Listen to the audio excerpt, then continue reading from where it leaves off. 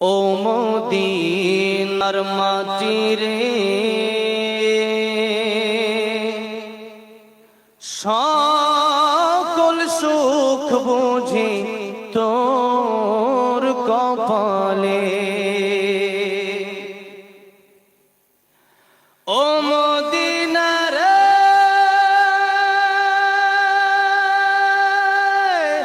তোর বুকে আমার নবী, যার লাগে পাগল সবই, যার তরে হইল সৃষ্টি ত্রিভুবন।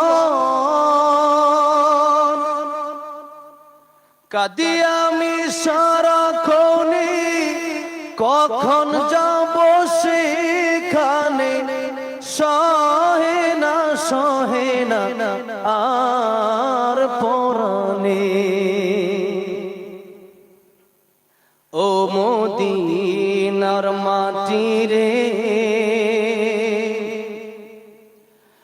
সকল সুখ বুঝি তোর কপালে। ও মদিনা রে, পাখি যদি হতাম আমি, উড়ে উড়ে যেতাম আমি, থাকতো না মনে কোনো যাতো না। দেহে নাই পাখায় আমার, সাথে নাই টাকায় আমার, কেমনে কেমনে যাব সেখানে।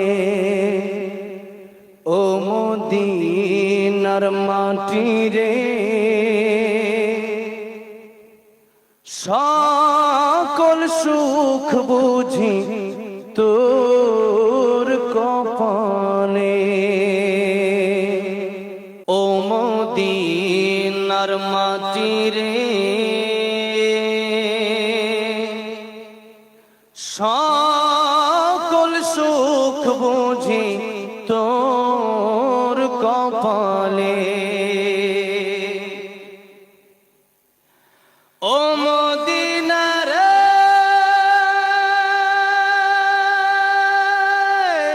তোর বুকে আমার নবী, যার লাগে পাগল সবই, যার তরে হইল সৃষ্টি ত্রিভুবন।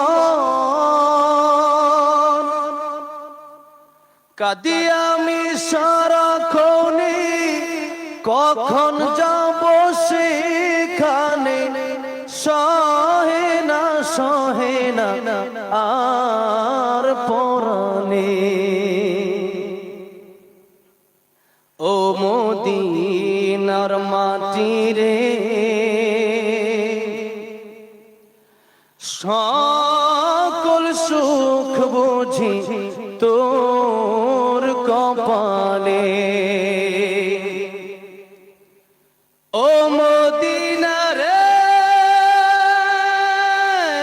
পাখি যদি হতাম আমি, উড়ে উড়ে যেতাম আমি, থাকতো না মনে কোনো যাতো না। দেহে নাই পাখায় আমার, সাথে নাই টাকায় আমার, কেমনে কেমনে যাব সেখানে। ও মদিনার মাটি রে, সকল সুখ বুঝি তোর কপালে।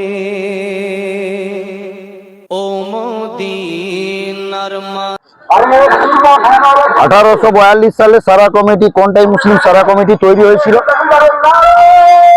তবেকার দিন থেকে দারুয়া, বসন্তিয়া, দুর্গাপুর, অগ্নিকুলিয়া সব জায়গায় এরকম বড় বড় তাজিয়া হতো।